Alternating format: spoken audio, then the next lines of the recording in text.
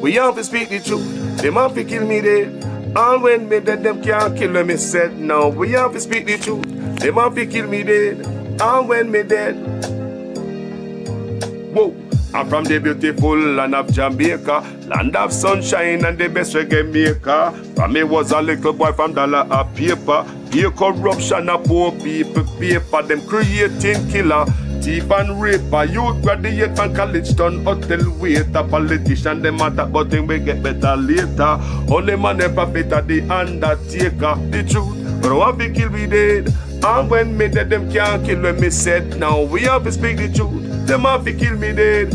And when me dead them can't kill when me said. Now whoa, things out of hand in a all kind of manner. Motor vehicle examiner are the biggest scammer. Them scam me nephew, me niece and me mama. Wonder when the government a go put down the hammer. Police respect your uniform, the oath on the way honor. No in a rum bar and a drink till the stomach. Embarrassment to the force with no vulgar grammar. Jump in a yoke, you almost kill nana. Office speak the truth, no one fi kill me dead. And when me dead, them can't kill them, me said. Now we have to speak the truth. No one fi kill me dead. No one when me dead, them can't kill them, me said. Now well, this a topic when me want to get wild and why so much pretty fall they pan me island. A Jamaica me at a bone, no one no Thailand. Big man dead, they want to take a liquor picking in island. Pretty fall fi stop, government figure off at them. Look on the size and left me look at that of them. Bring them in a jailhouse, make the judge slaughter them in a prison. When they feel the rat again, I'll be speak the truth. Them have to kill me dead. And when me dead, them can't kill when me said. Now me have to speak the truth. Them have to kill me dead. And when me dead, them can't kill when me said. Now politician, for your time now, open your ears hole. The citizen in charge of the seat that you hold when election done. You remember a soul, not even go fix to patrol.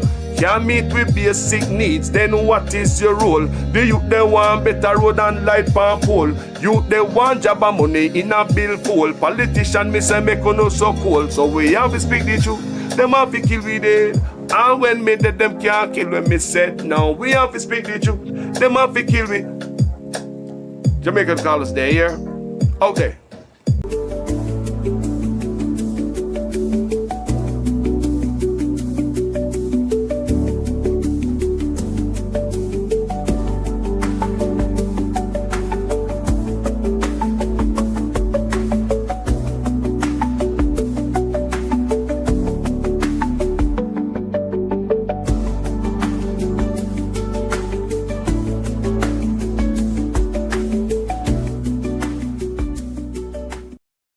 As it forms.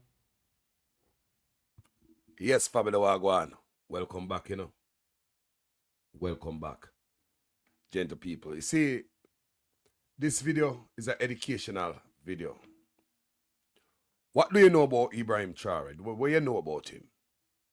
Well, I'm going to take you on a little, don't want laying there with Ibrahim Traore, where enough of you guys never know.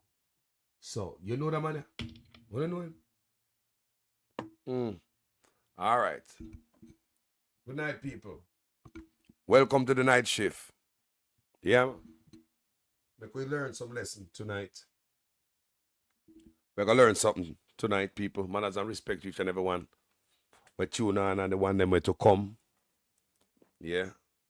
Who no see it, they will see it tomorrow because this is one serious video. Let's go ahead, people.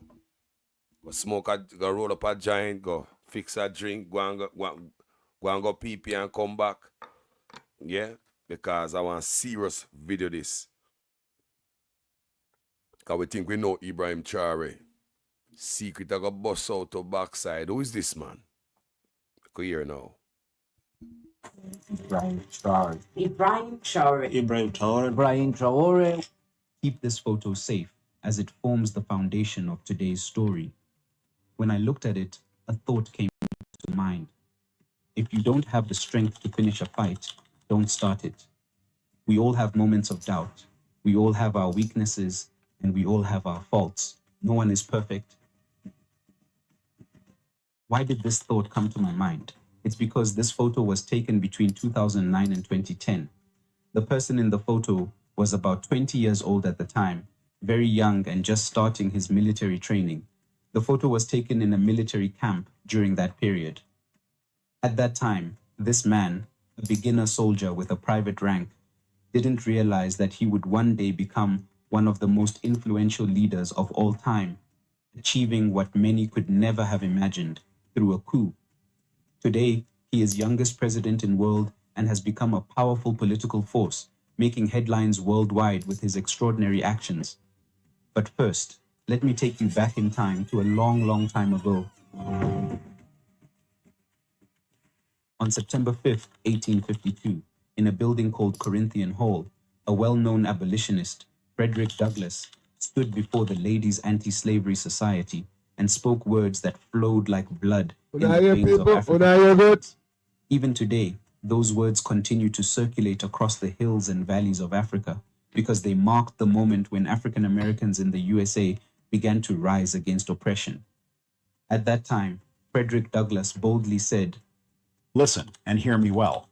A slave who does not fight for his freedom, who refuses to rise against bondage, will remain a slave forever and does not merit concern." He meant that a slave who does not struggle to free himself from slavery will always remain enslaved, and such a person does not deserve any comfort. When we talk about a slave who does not deserve to be concerned because he sits back and waits for others to come and free him, it reminds me of words recently spoken at the 2023 Afro-Russian Summit in St. Petersburg, Russia. These words came from a young man, a former soldier, and now the father of 2 children, who has become a symbol of defiance against the European colonizers who continue to take advantage of Africa with their dishonest tactics.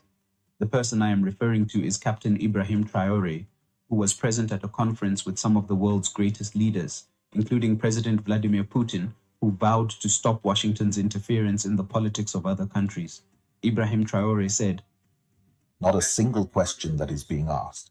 We don't have an answer, and it turns out that here we can wash our linseed because we feel like a family.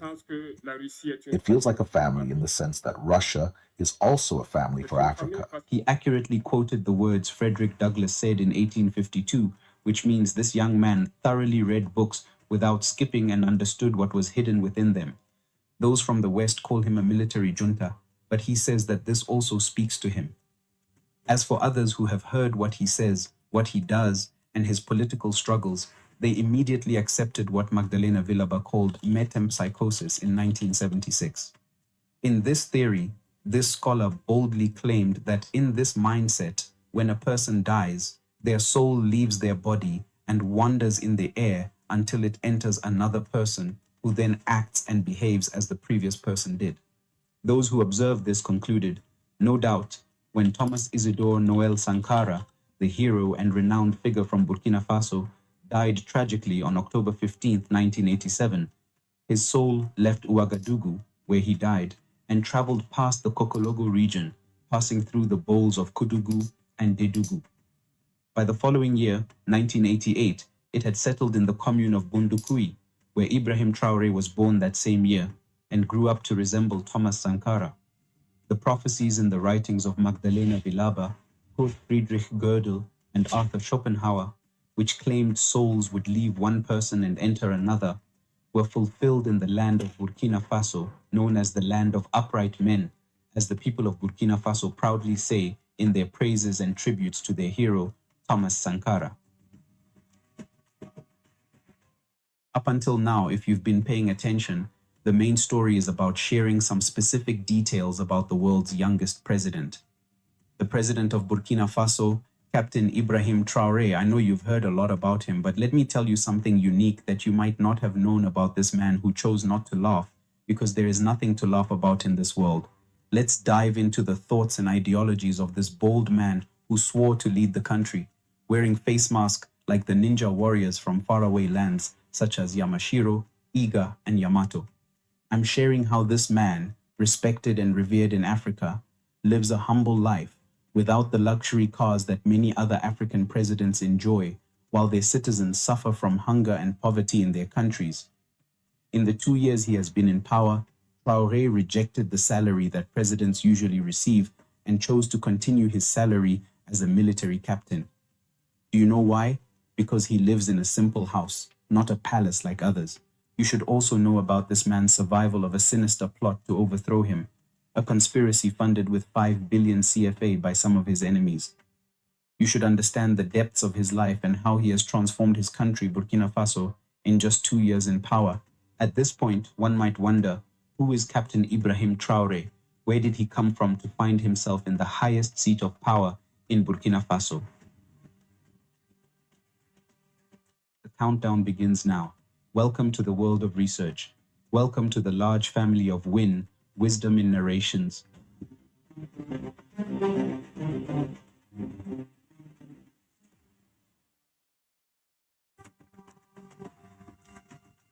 Captain Ibrahim Traore was born on 14th March 1988 in Kera, Bondokui, Muhun province of Burkina Faso. He attended primary school in his hometown Bondokui and secondary school in Bobo Dioulasso, Burkina Faso's second largest city. In this school, he was known as being quiet and very talented. Unlike his predecessor, Damiba, and many other Burkinabe officers who embraced a military career as teenagers, Ibrahim Traore had a civilian background before joining the army. In 2006, he moved to Ouagadougou, the capital, to study geology at the Joseph Kizerbo University. In the latter, he rose to delegate and became known for defending his classmates in disputes. He graduated from the university with honors. In 2009, Ibrahim Traore took bold decision and joined the Georges Namwano Military Academy. This academy is a second-tier institution compared to the prestigious Kadiogo Military Academy, KMP, of which Thomas Sankara and the former President Damiba are alumni.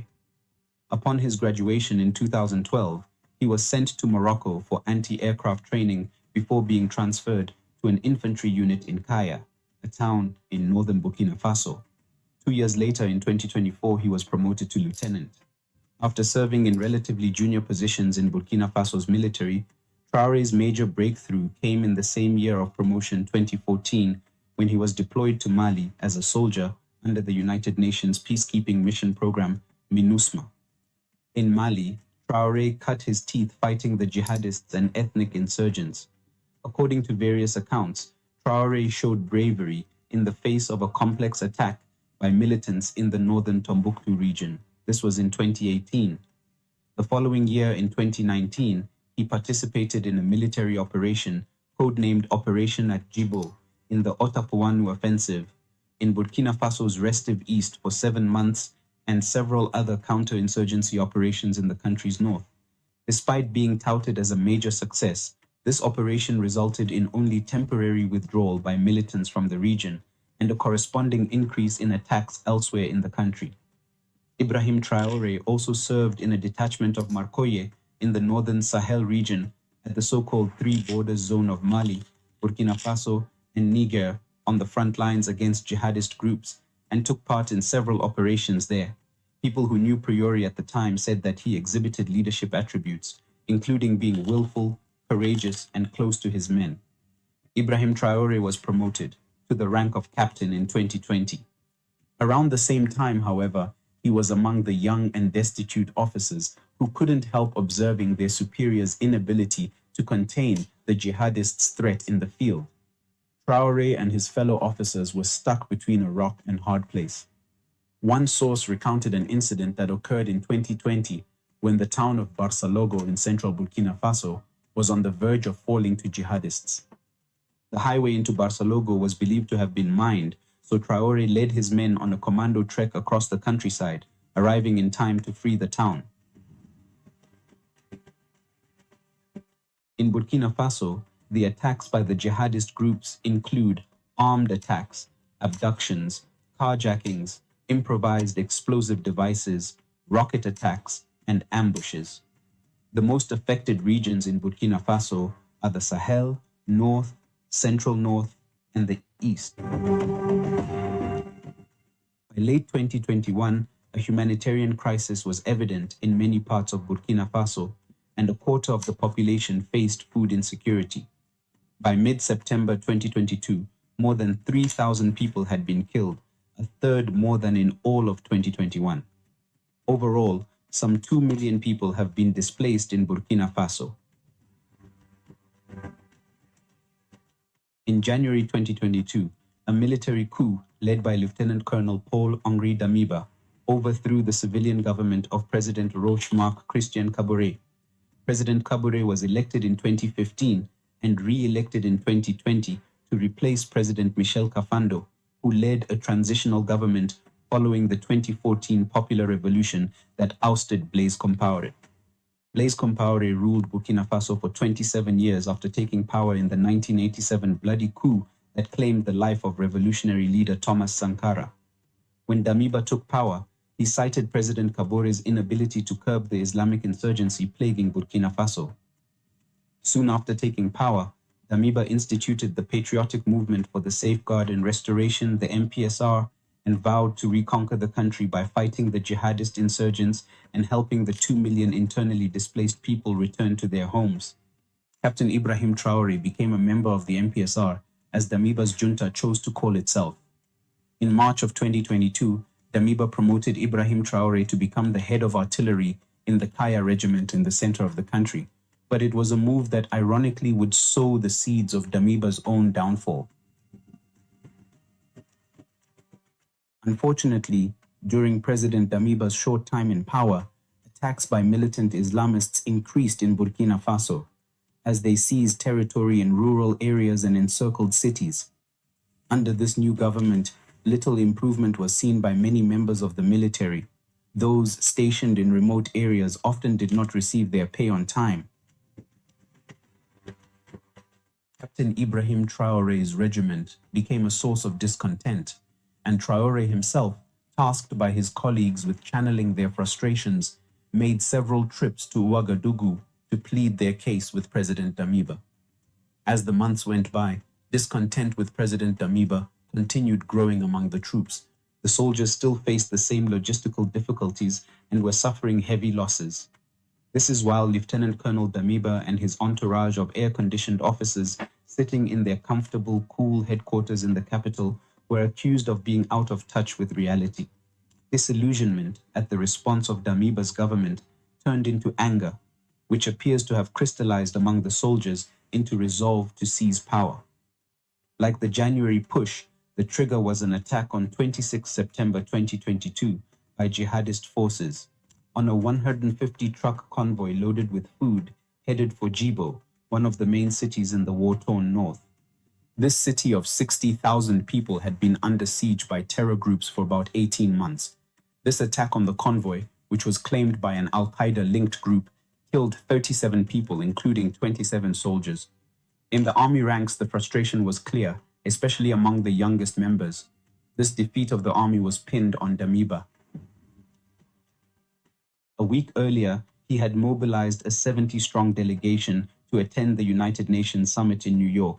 There, President Damiba argued that his government was making some progress in the fight against terrorism, and he also asked for support from the international community. The trip to the United Nations summit was perceived at home in Burkina Faso as wasteful and in total disregard of the dire insecurity situation of the country. In the days that followed, Captain Ibrahim Traore, on behalf of many aggrieved soldiers, went to Ouagadougou to speak with President Damiba. He asked for an audience with the presidents, but never received an answer. Faced with what they saw as contempt, Traore and other officers of his generation decided to take action. At dawn on September 30th, 2022, gunfire erupted across Ouagadougou, the capital of Burkina Faso.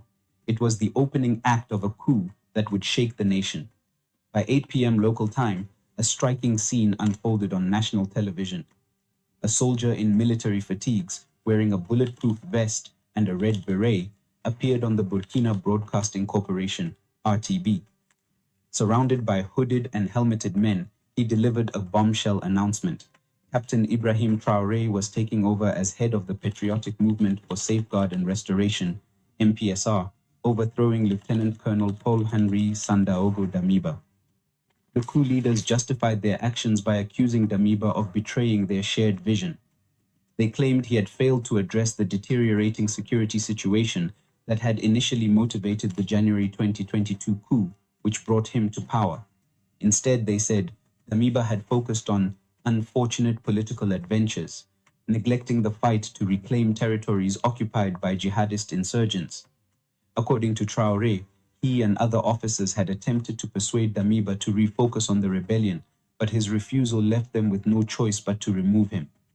Discontent had been brewing for months, especially among younger officers who carried the hardest burden of the fight against armed groups linked to ISIL and Al-Qaeda.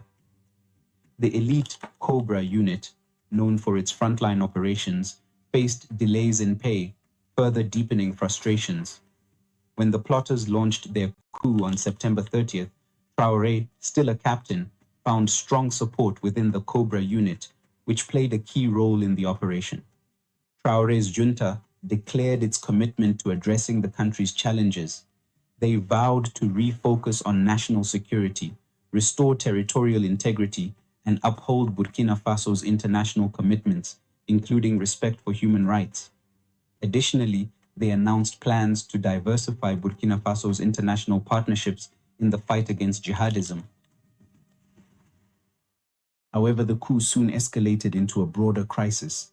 On October 1st, with their takeover appearing to struggle, Traore and his officers accused Damiba of seeking refuge at the French military base in Kamboinsin, where they claimed he was planning a counter-offensive. In a nation filled with anti-French sentiment, this claim ignited outrage. Although the French government denied the allegation, thousands of protesters took to the streets of Ouagadougou and Bobo-Dioulasso, targeting the French embassy and cultural institutes. What began as a military coup transformed into a popular uprising against perceived foreign interference. During the night, momentum shifted decisively in Traore's favor. Several army units, including the Air Force and Special Forces, declared their allegiance to him. By the next morning, Damiba was forced to resign. He reportedly agreed to step down on the condition that his safety and the safety of his allies were guaranteed. The whole world was astonished 6 days later when he came to swear in as the interim leader after he had relied on the strength of a hidden weapon. At that time, he arrived at the venue before the press and its writers, wearing military attire and walking with a step that made you remember his role was to engage in combat. What surprised those present was that he was wearing a face mask, as he didn't want those watching him to see his face, which could have scared some of them. Then, a document with 3 sentences in French was handed to him. With his hand raised, he said, I swear before the people of Burkina Faso and on my honor to preserve, respect, uphold, and defend the Constitution, the Charter of Transition, and the laws, to make every effort to guarantee justice to all inhabitants of Burkina Faso.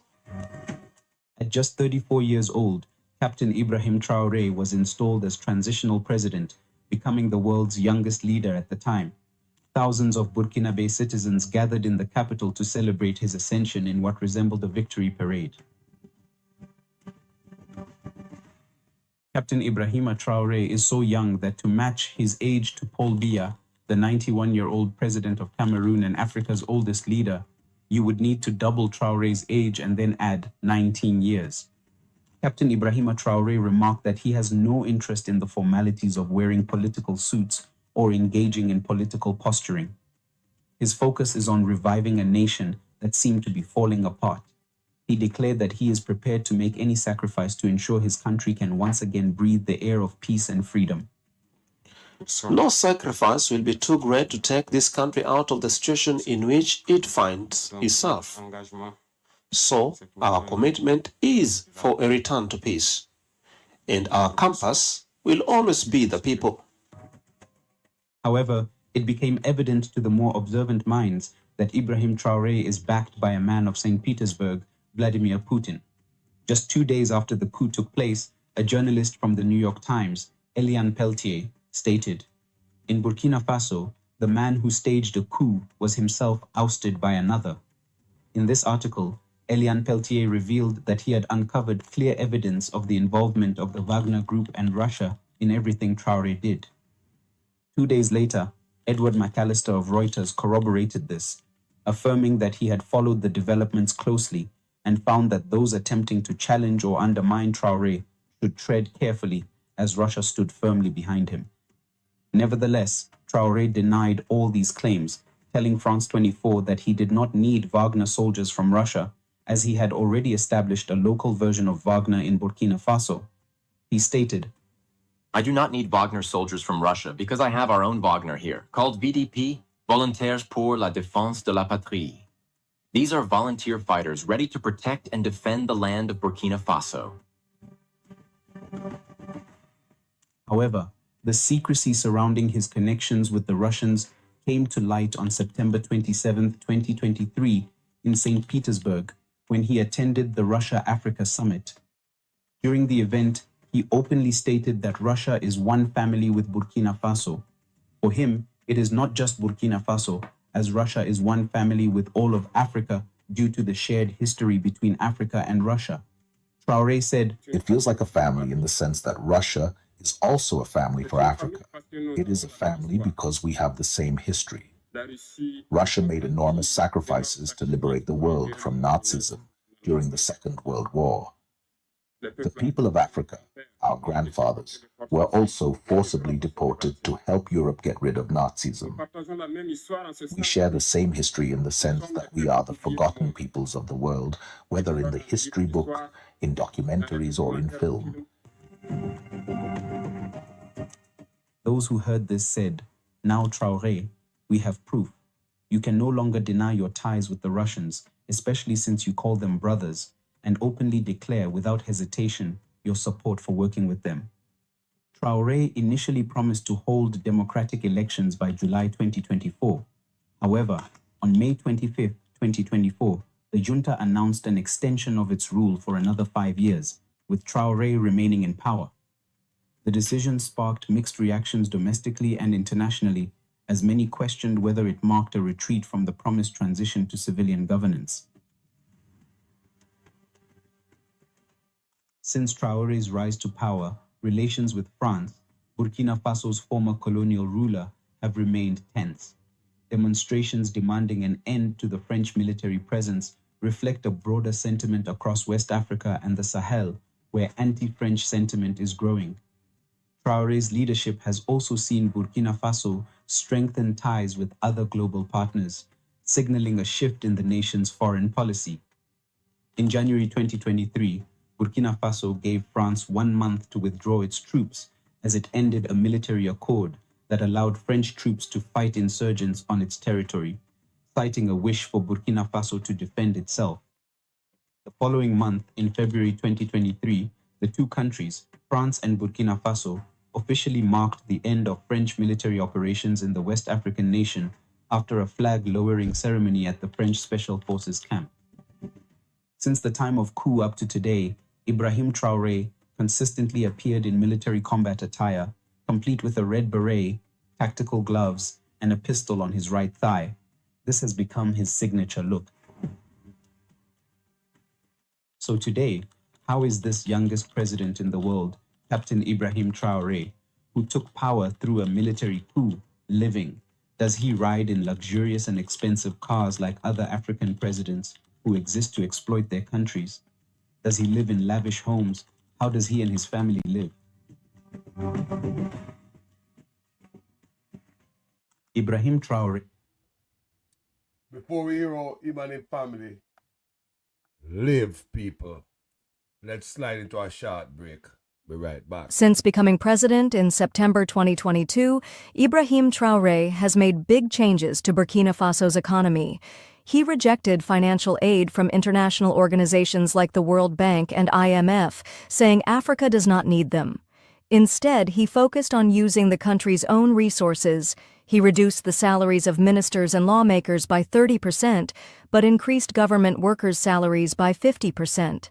His government also paid off internal debts, which improved public trust. To boost the economy, he encouraged local industries, such as factories for processing tomatoes and cotton, reducing the need for imports. These changes show his commitment to making Burkina Faso economically independent and improving the lives of its people. Let's get back, people, to the history story.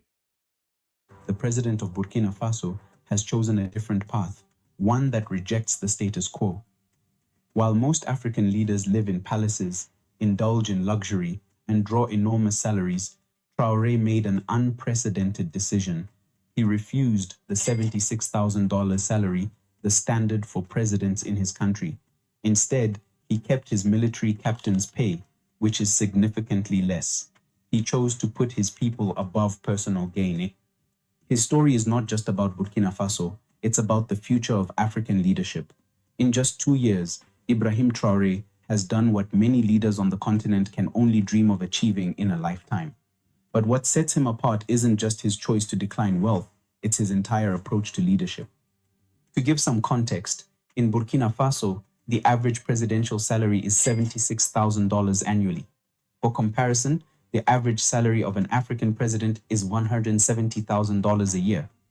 Meanwhile, the average monthly income in Burkina Faso is a mere $73. But Traore didn't stop at rejecting his salary. In a bold move to ensure that his people's resources went toward their future, he reduced government salaries by 20%. This was not just a symbolic gesture, it was a real effort to redirect resources from the government's pockets to the nation's most pressing needs. What Traore did with the money saved from his salary and the cuts in government wages got people's attention. He reinvested it back into the country, focusing on long-term projects that would empower his people. Traore invested in building schools, mechanizing agriculture, and even setting up textile factories. He took the initiative to create domestic tomato processing plants to reduce dependency on imports and build a more sustainable agricultural sector. But perhaps most impressively, he laid the foundation for oil refineries. These are not short-term projects. They're long-term investments that will drive the country's economy for decades to come. This isn't just talk. These are real, measurable steps toward transforming Burkina Faso's economy. In a continent where most leaders flaunt their wealth, boasting fleets of expensive cars, private jets, and sprawling mansions, Traore has chosen simplicity. He drives a basic car, wears military fatigues, and lives modestly. This is a stark contrast to leaders across Africa, where opulence is often seen as a symbol of power. Traore has rejected that notion entirely. He lives by a simple principle. His duty is to his people, not to luxury. His leadership style has earned him comparisons to Burkina Faso's revolutionary hero, Thomas Sankara. Like Sankara, Traore values service over personal comfort, proving that humility in leadership doesn't equate to weakness. It strengthens the bond between a leader and their people. While many presidents would use their position for self-enrichment, Ibrahim Traore has done the opposite. His focus has been entirely on service. He has reduced his salary, rejected the perks of office, and ensured that the government's financial resources benefit the country's development. This is true leadership in action. Ibrahim Traore's leadership is not about self-promotion or seeking personal gain. In fact, little is known about his personal life.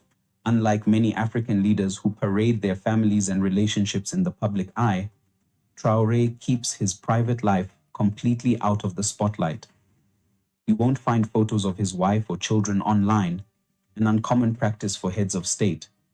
His focus remains firmly on his country's future, not personal attention. This level of dedication to service is rare in world leadership, let alone in Africa, where political figures often use their positions for self-promotion. In less than 2 years, Ibrahim Traore has proven that leadership doesn't have to come with excess wealth or luxury. His focus on humility, service, and prioritizing the welfare of his people has made him an exception in a continent where power is often synonymous with personal enrichment. By rejecting the idea that a president must be rich and live in luxury, Ibrahim Traore is paving the way for a new kind of leadership in Africa, one where the people come first, not the politicians. His actions have already made a significant impact on Burkina Faso, and if other leaders across Africa follow his example, the future of the continent could look very different. Allow me to take you into the part of the rescue of Captain Ibrahim Traore's regime overthrow.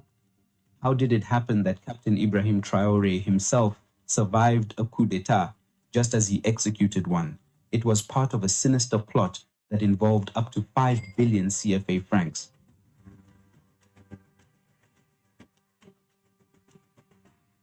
Man offers Burkina Faso soldiers $8 million to overthrow government. The Burkinabe Defense and Security Forces have foiled an attempt to topple the military junta with an offer of $8.17 million. On November 8, 2024, Burkina Faso's president faced a life-threatening attack in the capital, Ouagadougou.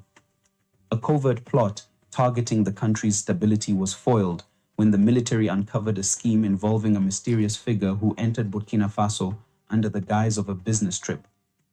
This individual brought with him 5 billion CFA francs, which were intended not for development, but to bribe soldiers into destabilizing the country.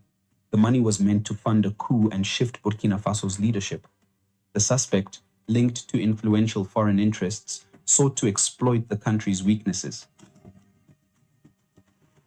Burkina Faso, abundant in natural resources such as gold and other minerals, holds a strategic position in West Africa.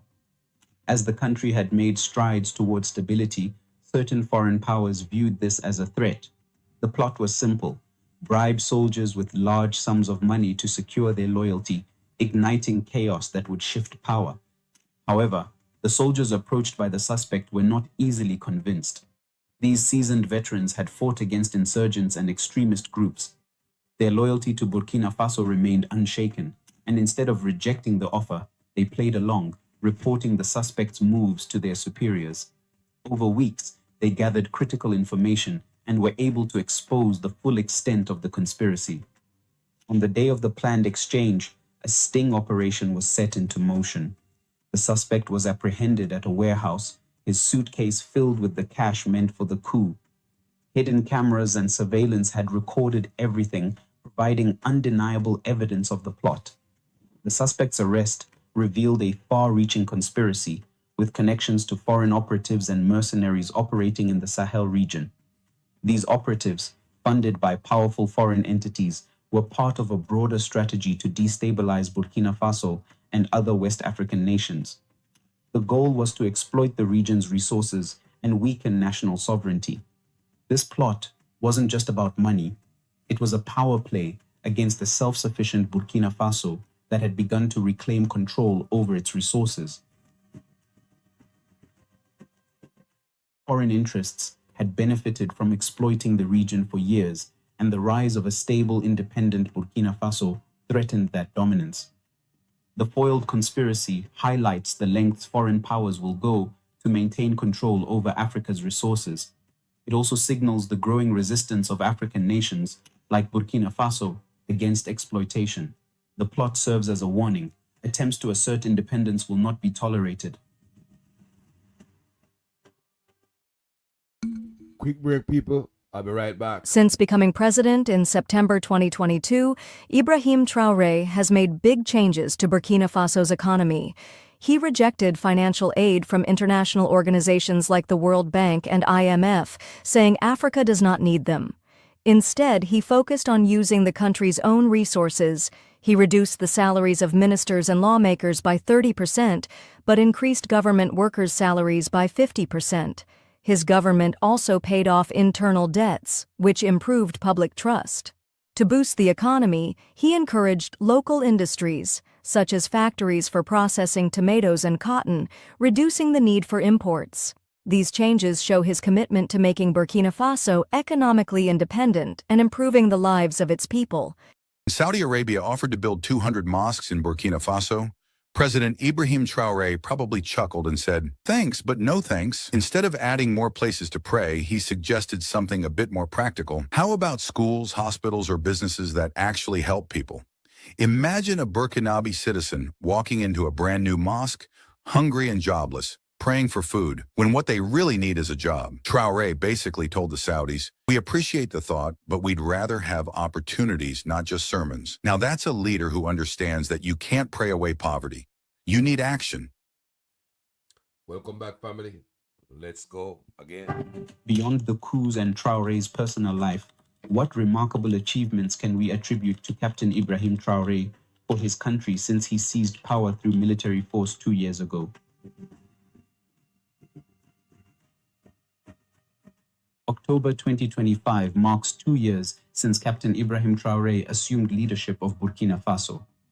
Rising from the October 2023 coup, Traore has delivered over 80% of his promises, transforming the nation in ways that exceed expectations. His achievements span security, infrastructure, energy, healthcare, and economic independence, drawing global attention. The Faso Rail project is a cornerstone of this transformation, a nationwide railway network connecting provincial capitals. With 75% government ownership and 25% private investment, it includes a manufacturing plant in Bobo Dioulasso, enabling local production of train wagons and rails. The project, costing 70 billion CFA francs, is set to be completed in 18 months, creating jobs and fostering trade. Traore's administration has embraced nuclear energy through a partnership with Russia's Rosatom to build a nuclear power plant. This project focuses on clean energy, healthcare, and industrial development, reducing reliance on fossil fuels and expanding electricity access. In Kudugu, the pharmaceutical technopole is being built to produce medicines domestically, cut dependency on imports, and improve healthcare access. In the next 5 years, 70 billion CFA franc initiative will create jobs and promote local production. Efforts to increase the value of natural resources include setting up a gold refinery to process gold locally, building a tomato processing plant to reduce the need for imports, and promoting agricultural mechanization. This includes free tractor services, subsidized seeds, and fertilizers, which have boosted food security by over 50% in just 2 years. So Rapid Intervention Battalion kills 28 terrorists. During Operation Zero Terrorists and the Solenzo pushes, the Defense and Security Forces, FDS, and Volunteers for the Defense of the Homeland, VDP, killed 29 terrorists in Montiancui village on January 2nd, 2025.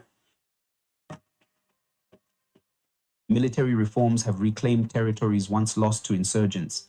Advanced weaponry and strategic alliances with Russia, Turkey, and China have strengthened the military. Key regions like Djibo have been liberated, reconnecting isolated areas and uniting the Sahel region against terrorism. French has been abolished as the official language, reflecting a commitment to Pan-African ideals. Civil servants' salaries have increased, and the Central Bank of Burkina Faso ensures financial independence from France. Renewable energy projects include the nation's largest hydroelectric dam, boosting electricity access, industry, and agriculture. Mobile health clinics now provide essential care to remote areas, addressing healthcare disparities. In just 2 years, Captain Ibrahim Traore has reshaped Burkina Faso, building a nation defined by resilience, independence, and progress. Considering everything we know about Captain Ibrahim Traore, what lessons can African leaders learn from him to improve the future of their countries? Do you believe Traore has the potential to shape the history of his country and Africa as a whole? This is the end. Thanks for watching.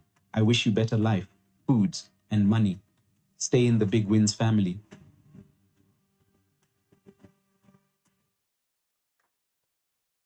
Wow. Give thanks to Big Win. Give thanks to Big Win. Guys, what do you think about that? Me no come to stay long tonight. Me just come to highlight that little piece of history about Ibrahim Traore. Very interesting. Ain't it, people? Very interesting. So, we're going to take it out with Ibrahim, the man himself, or him role. Saudi Arabia offered to build 200 mosques in Burkina Faso. President Ibrahim Traore probably chuckled and said, "Thanks, but no thanks." Instead of adding more places to pray, he suggested something a bit more practical. How about schools, hospitals, or businesses that actually help people? Imagine a Burkinabe citizen walking into a brand new mosque, hungry and jobless, praying for food, when what they really need is a job. Traore basically told the Saudis, "We appreciate the thought, but we'd rather have opportunities, not just sermons." Now that's... Since becoming president in September 2022, Ibrahim Traore has made big changes to Burkina Faso's economy. He rejected financial aid from international organizations like the World Bank and IMF, saying Africa does not need them. Instead, he focused on using the country's own resources. He reduced the salaries of ministers and lawmakers by 30%, but increased government workers' salaries by 50%. His government also paid off internal debts, which improved public trust. To boost the economy, he encouraged local industries, such as factories for processing tomatoes and cotton, reducing the need for imports. These changes show his commitment to making Burkina Faso economically independent and improving the lives of its people. Hey, wow. Me click something. Me want to highlight something before me leave. Not too long, but listen to this. Dear brothers and sisters across Africa and the diaspora, it is with immense joy and pride that I bring you this groundbreaking news from our beloved Burkina Faso. Today marks a historic moment in our continent's journey toward self-sufficiency, economic empowerment, and food sovereignty. If you've been following the incredible strides Burkina Faso has been making under the visionary leadership of President Captain Ibrahim Traore, then you already know this represents another bold step forward in our collective liberation. But if this is your first time hearing about these developments, prepare to be inspired, because what we're witnessing here is the kind of transformative progress we've all been praying for across our motherland. Just 4 short months ago, the revolutionary government of Burkina Faso took a decisive step toward food sovereignty by establishing Faso Kosam, a state-owned dairy company with a clear and powerful mission. Wow. To completely transform Burkina Faso's dairy sector and break the chains of dependency on foreign milk imports. And today, I'm thrilled to report that they've already delivered on their first major promise. The official reopening of the milk processing plant in Sisson represents far more than just the revival of a factory.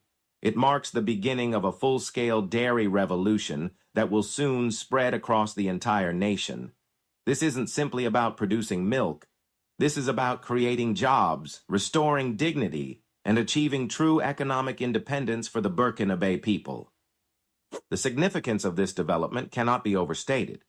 At this very moment, Burkina Faso spends an astonishing 12 billion CFA francs every single year importing dairy products, money that should be circulating within our own African economies, creating wealth for our people. Meanwhile, due to years of neglect and failed policies, only a shocking 2% of locally produced milk is currently collected and processed. Hey, Leon McIntyre. Boy, Carlos, you think Andrew Wholeness, listen to these videos? He probably tell if it turn you off if somebody turn it on close to him. He probably said turn you off and don't want to hear that. Ibrahim Traore, so far, 80% of his promises come true so far. 80%. You hear that? 80%. The man at work. The man not going for thief. He give up his salary as a president, his presidential salary, and living off of his salary as a captain because him live humble. You understand me? That cause the rest of them they cut off them salary and help the country. It's all about helping. The man, may I show you some stuff. The man buy some equipment as we go down the road, people. He just buy some equipment that I think about yesterday or something like that. He get some brand new equipment, tractor, people crane, all type of front end loader, grader. A road himself a build now. Him say all the people in a rural part of Africa and the woman that will carry load upon them head for miles that are cut off now. Him a cut road to the people them. Road people. Yeah? There's some sabotaging going on with the banks and with the people them kind of say the work now going fast enough. Because we own a black people sabotage, you know. There are black people that are Burkina Faso a sabotage the man work. You understand me? Instead of road for a run, the man go and say, boy, like a laziness I go on the site, and you know him not going to have that. The bank, we are trying to hold him money, and I want to let it off and sabotage him and give him a notice. You understand me? So I can go and listen to this. Yeah? This means 98% of our dairy potential is being wasted while foreign corporations grow fat off our consumption. but those days are now coming to an end thanks to the bold vision being implemented through Faso COSAM. What makes today's reopening of the Sisson plant so exciting is that it's just the first domino to fall in a much larger, carefully planned national strategy. In the coming weeks, we'll witness the revival of the much larger processing unit in Fata Gourma, followed by the reopening of facilities in Bobo Dioulasso, Dori, and Kouri. The government has set an ambitious but achievable goal. Within just 5 years, Burkina Faso aims to be producing at least 50% of its own dairy consumption needs. Just let that sink in for a moment. Within half a decade, 1 out of every 2 milk products consumed in the country will be proudly Burkinabe made. This represents a monumental shift in our continent's relationship with food production and economic sovereignty. But this initiative goes far beyond simply replacing imports with local products.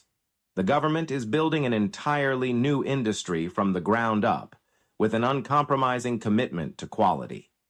During the inauguration ceremony, officials had the opportunity to taste the first batches of locally processed milk from the revived Sisson facility, and the reports are unanimous. Wow. The quality is exceptional. This commitment to excellence isn't accidental. It's a core part of the government's vision. They understand that for this revolution to succeed, Burkinabe dairy products must not just be available, but superior in quality to the imported alternatives. The economic ripple effects of this initiative will be truly transformative. From cattle herders in rural communities to factory workers in urban centers, from transportation and logistics providers to market vendors across the country, this dairy revolution will create sustainable employment opportunities at every level of the value chain. And when the billions currently spent on imports begin circulating within Burkina Faso's own economy instead of flowing out to foreign corporations, we'll witness the true meaning of economic liberation in action. This is how nations build wealth and prosperity from within. Now, I want to speak directly to all of you, my dear Voice of Africa family, because this is where each of us has a role to play. Whether you're in Burkina Faso or anywhere else across our beloved continent, we must recognize that true economic liberation begins with our daily choices. The Prime Minister himself made this point clearly when he urged all Burkinabe consumers to consciously choose local dairy products, because every single purchase represents a brick in the foundation of our economic independence. To my incredible subscribers and loyal members of this growing community, I want to take a moment to thank you from the bottom of my heart. It's because of your engagement, your passion, and your commitment to Africa's progress that we're able to amplify stories like this one. You are the reason why alternative narratives about our continent's potential continue to spread. Together, through platforms like this, we're rewriting Africa's story, transforming it from one of dependency and exploitation to one of unstoppable self-reliance and prosperity. When we step back and look at the bigger picture, what Burkina Faso is achieving with its dairy revolution provides a powerful blueprint for the entire continent. For far too long, Africa, the continent with the world's most arable land, the most resilient farmers, and the deepest agricultural knowledge, has remained a net importer of food. This absurd reality is the direct result of decades of misguided policies and the lingering effects of colonial economic structures. But under visionary leadership like we're seeing in Burkina Faso today, that tragic reality is being challenged and changed. President Traore's agro-pastoral offensive represents much more than just milk production. It's about taking full control of our food systems, our natural resources, and ultimately, our collective destiny as Africans.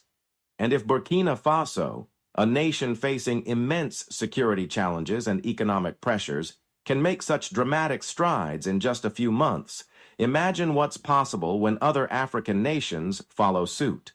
This is the power of political will combined with people-centered policies. As we celebrate this important milestone, it's crucial that we understand the broader context of Burkina Faso's food sovereignty efforts.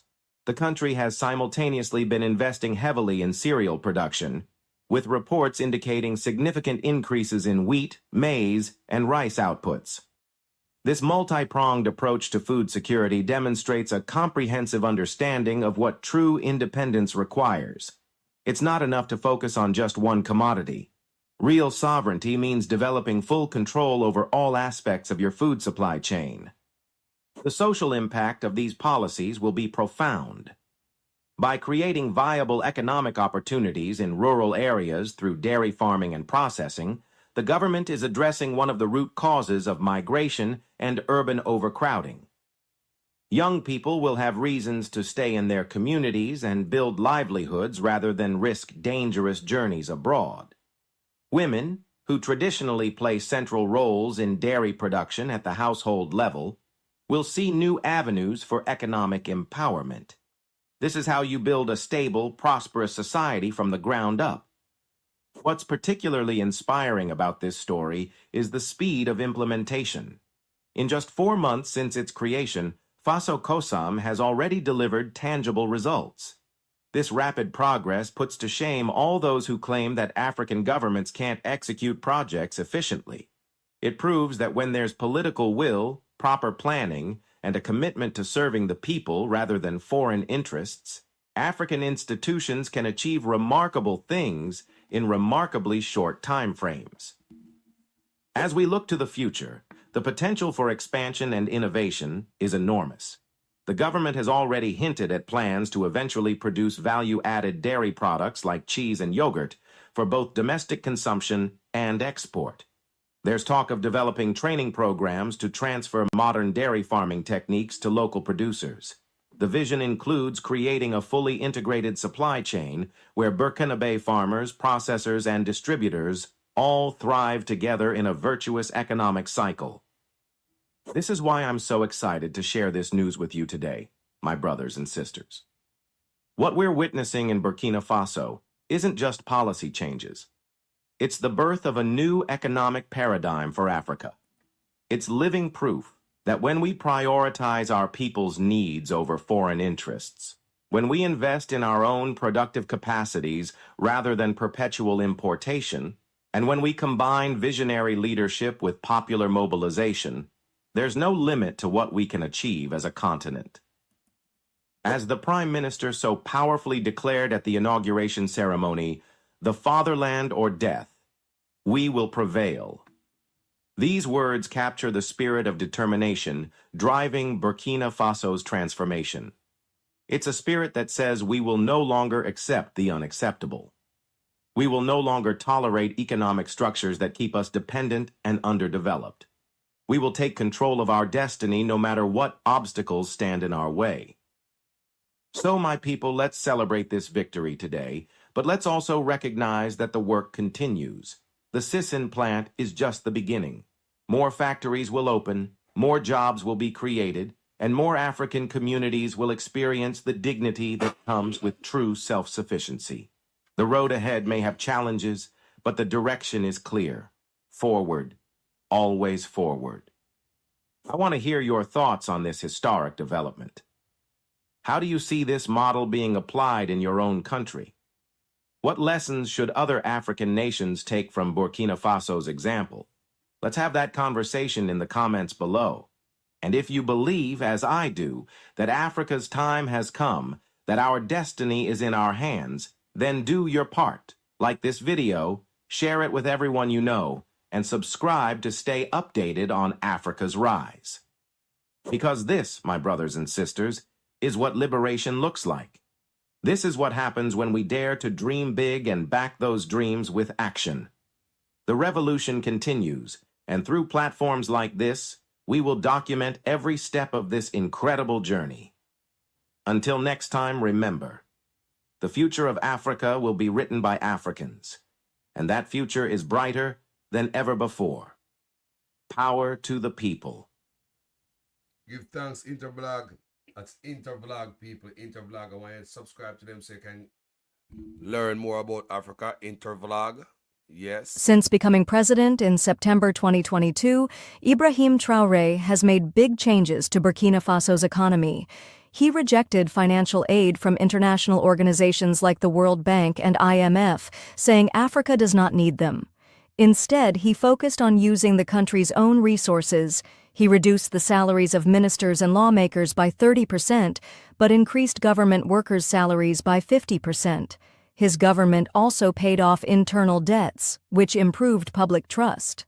To boost the economy, he encouraged local industries, such as factories for processing tomatoes and cotton, reducing the need for imports. These changes show his commitment to making Burkina Faso economically independent and improving the lives of its people.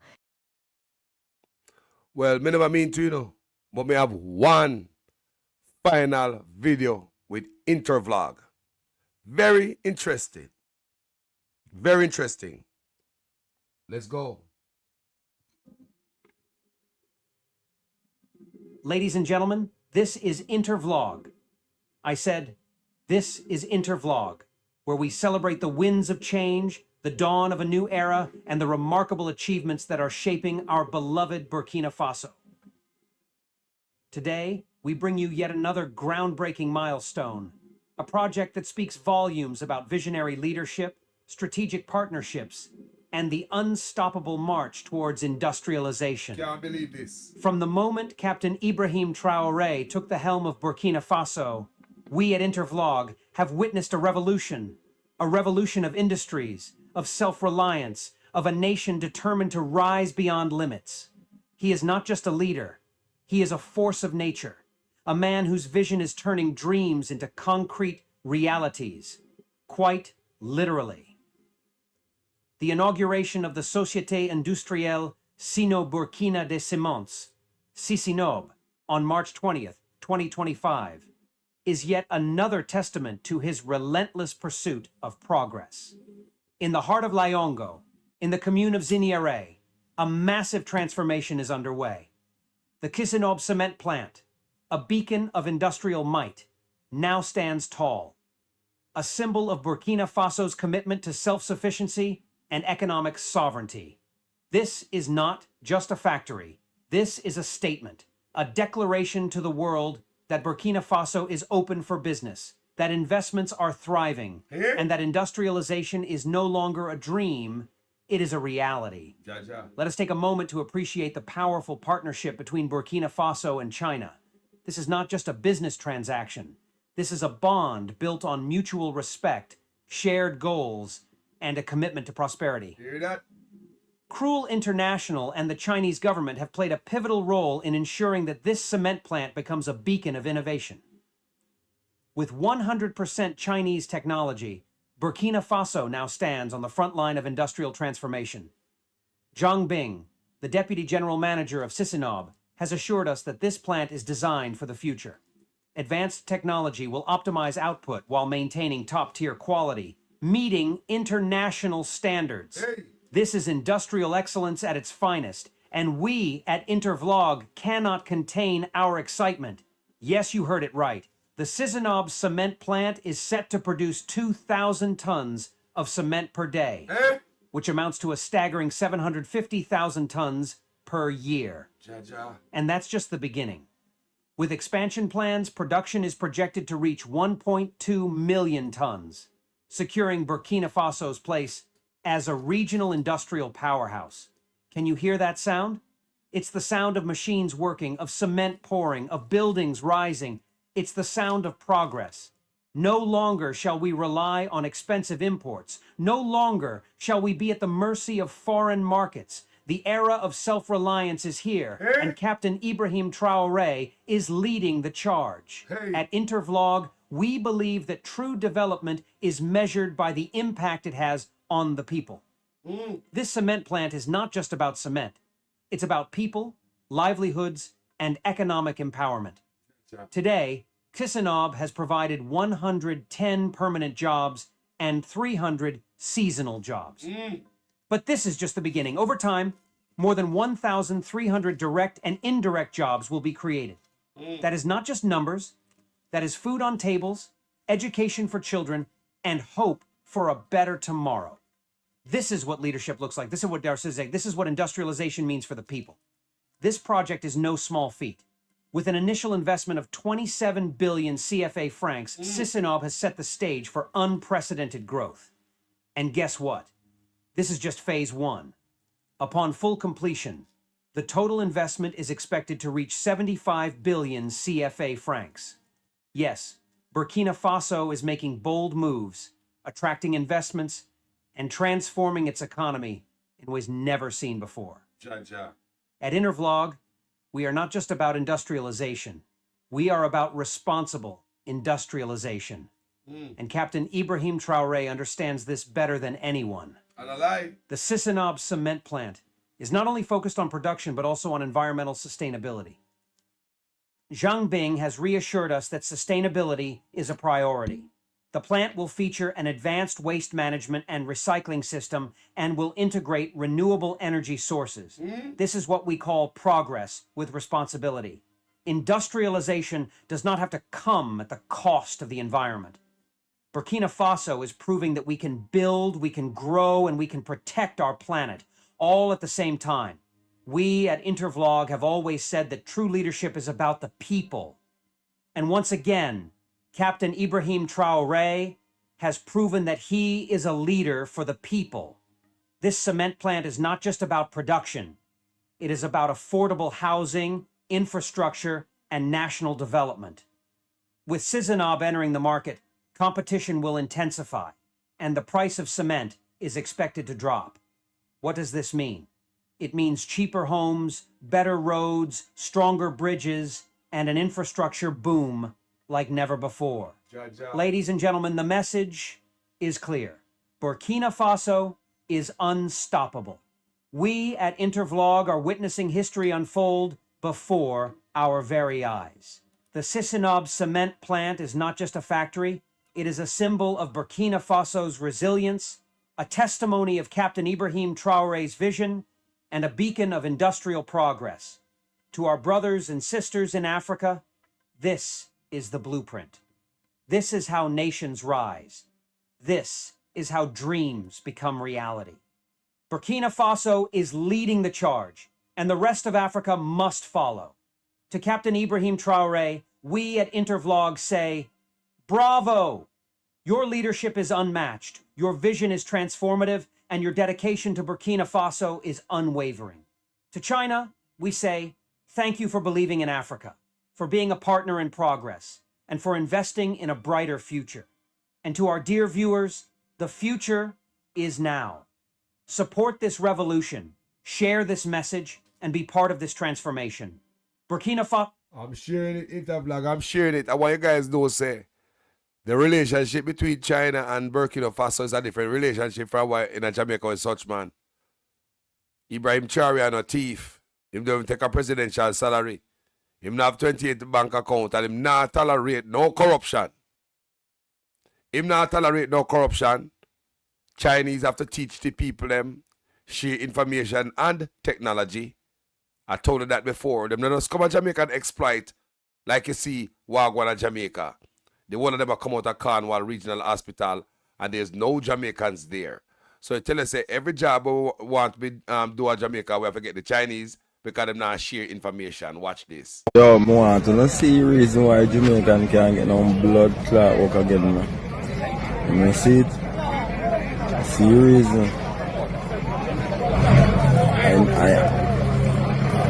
I hospital of a mobile blood. Cornwall original hospital.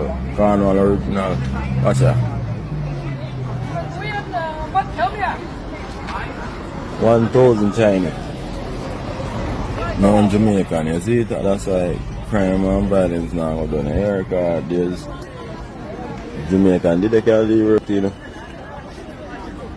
They would have to give China. You see? That's why I tell you over and over, we can do work with the Chinese, we can do business with them. But when you have leader we corrupt and I look for a back pocket full of money, no, now come out of it. Lead the people them downs and the Chinese bill all road. Look on this. Just the other day, me see the Prime Minister announce Spark program. Figure resurface and patch road.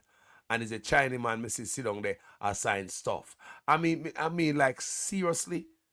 like seriously, since the Chinese have been road at Jamaica, haven't we play some, why we not put some Jamaican close to them, get some Jamaican from UTech, get them from university, get them from Hart, put them to the Chinese, and make them teach Jamaica, make them share information. It's the same goddamn thing make Niger run them out the other day.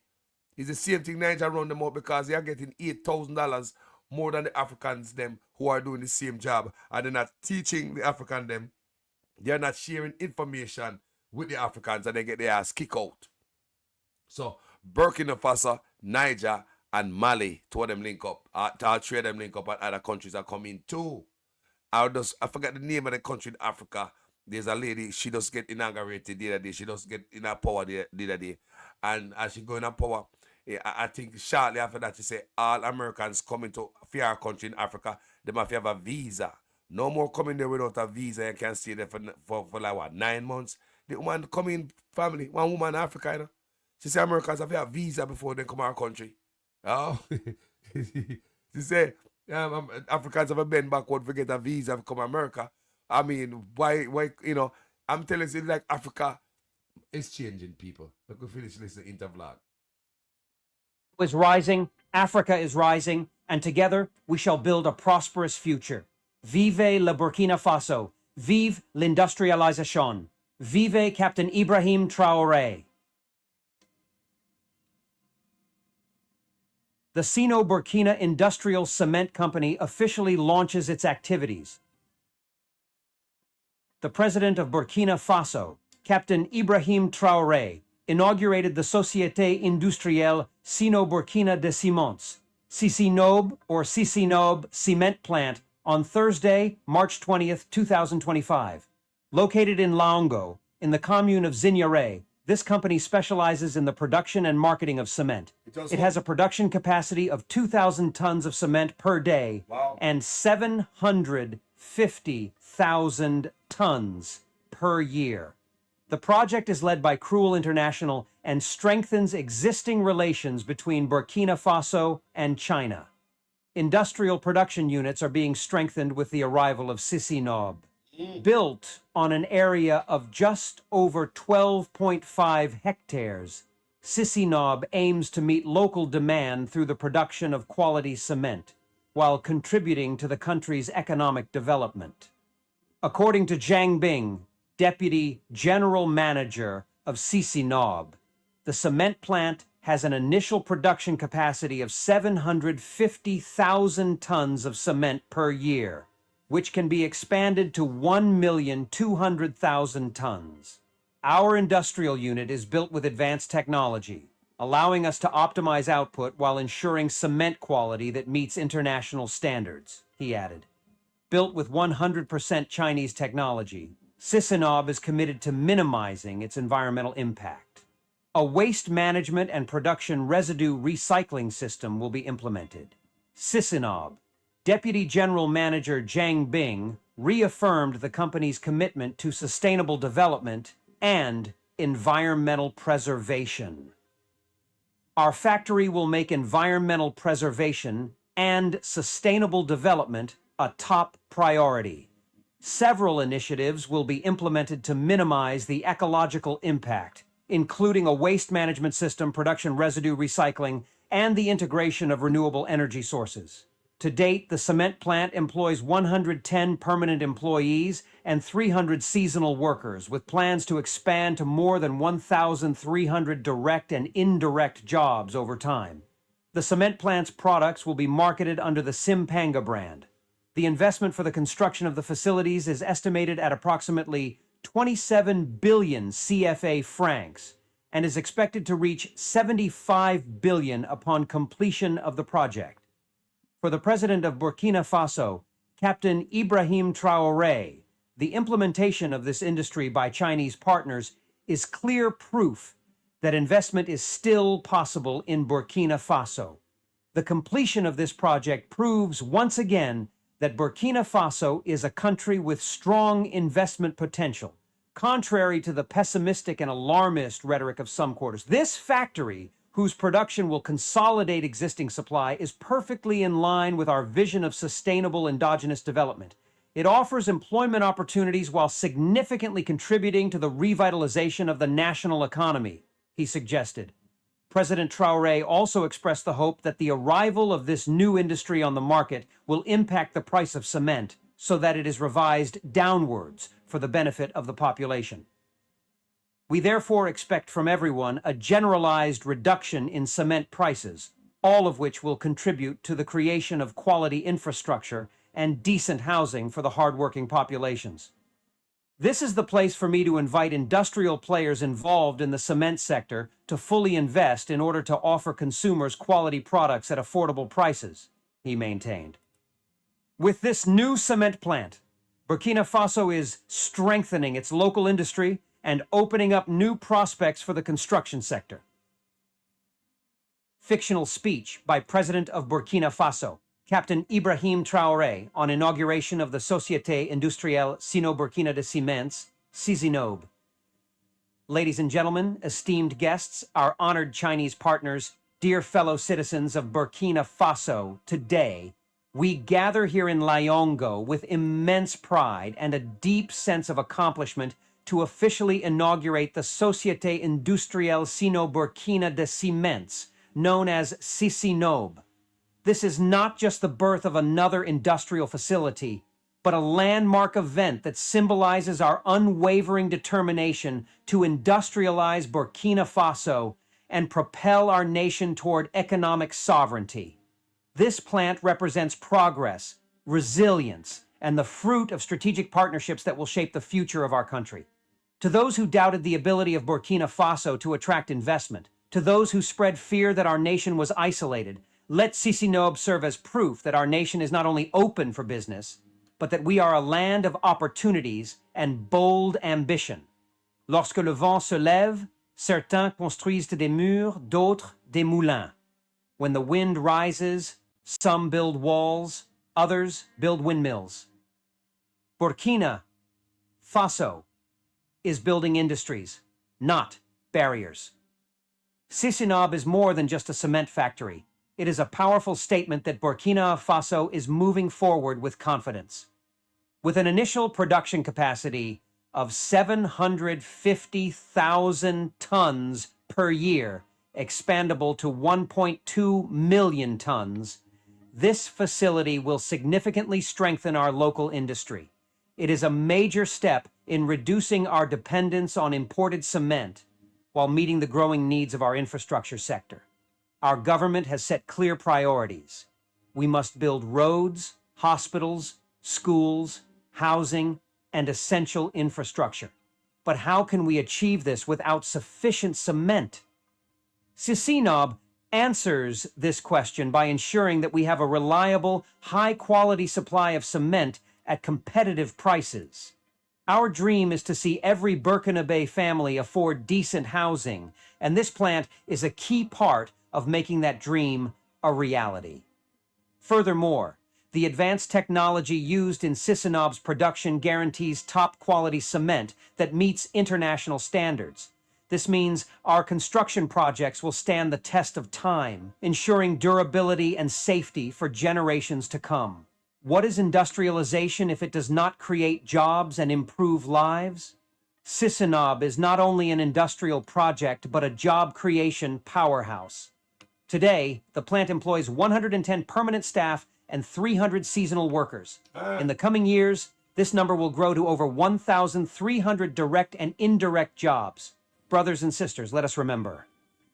À quoi sert la richesse d'un pays si elle ne profite pas à son peuple?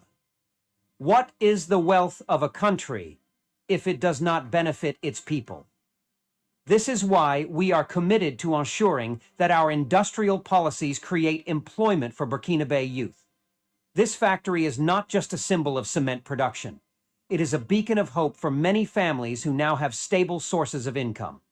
As we celebrate CISINOB today, I want to remind you all, this is just the beginning. Many more industries are coming, and each one will bring jobs, skills, and opportunities for our people. Industrial development must go hand in hand with environmental protection. We will not sacrifice the future of our children for short-term economic gains. Hear that? Cezinab was built with 100% Chinese technology, ensuring high efficiency while minimizing environmental impact. The factory is equipped with modern systems. Until this week. How much time Intervlogger mentioned environmental, the environment? How many times is one cement factory? They talk about environment so many times. While in Jamaica, the rare cobra get polluted over and over and over and over again. How many times you gonna hear the word the environment brought up in the one cement factory in my bill? Hey people. Anyway, thank you for watching, people.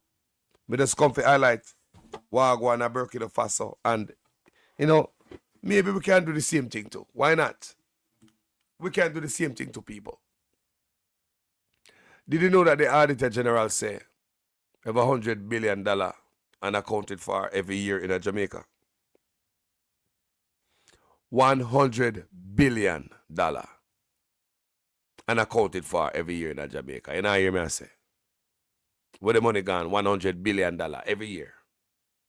$200 billion this year, $300 billion, 4, 5. Think about it, people. $100 billion with a B is unaccounted for every year in Jamaica. You never know that? While politicians are thief everywhere, all type of bogus contract, give themselves 250 to 300% raise. People, it's disgusting. Ibrahim Traore put them to shame. It is said, you hear them say, 80% time promises them fulfilled already. So, and my work to get everything go through. And you know him, zero corruption, people. I was watching something earlier about the road with my bill. Him not playing no game. No hanky-panky pan them road there. Zero corruption. You got prison under him. Can him not take the money?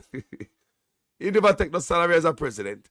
He might live off him civil servant salary as a captain of the army. Can live a humble life. So nobody believes he come broke. The Burkina Faso people in foot. He got prison under him. Zero corruption. That can build a country, people. Thank you so much for watching this video. My name is Jamaican Carlos, gentle people.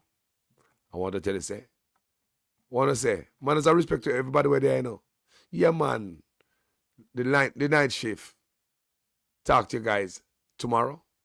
Jaja, I'm out. We have to speak the truth. Them have to kill me dead. All when me dead, them can't kill me said. No, we have to speak the truth. Them have to kill me dead. All when me dead. Whoa. I'm from the beautiful land of Jamaica, land of sunshine and the best reggae maker. From me was a little boy from dollar a paper. Here corruption a poor people paper. Them creating killer, thief and raper. Youth graduate from college done hotel waiter. Politician them attack but them will get better later. Only man never better the undertaker. The truth, but I want to kill me dead.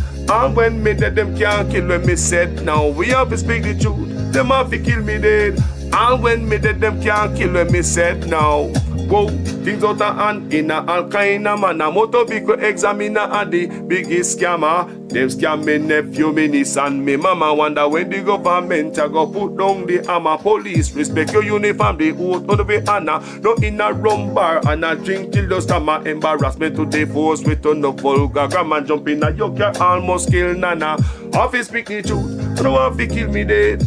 And when me dead, them can't kill when me said. Now we have to speak the truth. No one fi kill me dead. No one when me dead, them can't kill when me said. Now, well, this a topic when me want to get wild and why so much petty fall they pan me island. A Jamaica me at a bone, no one no Thailand. Big man dead, they want to take a little picking in island.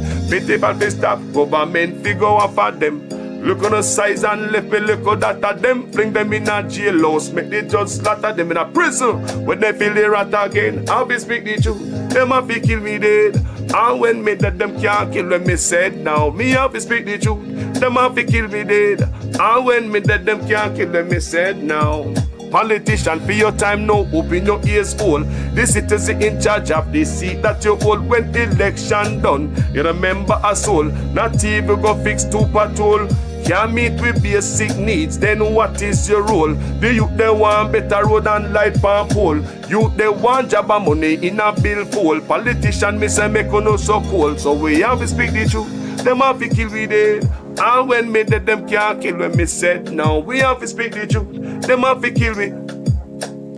Jamaican call us there, here. Okay. Enjoy the tune, man.